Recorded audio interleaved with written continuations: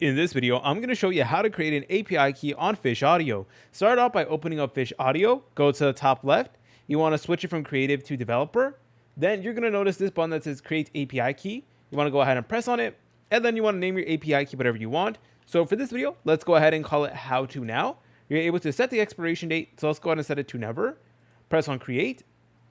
Then you want to go ahead and save your API key. You're able to go ahead and press on this and then select on I've saved my key once you copied it.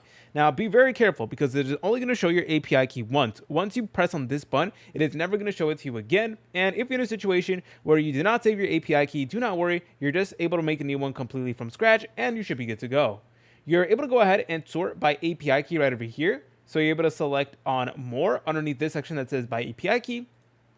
And then you're able to keep track of all your different API keys and stuff like that. You can change them up or you can delete them or anything like that. But nonetheless, you should be good to go. And that is how you're able to actually use Fish Audio and generate an API key. Now, if you guys found this video helpful, make sure to leave a like and subscribe. I'll see you in the next video.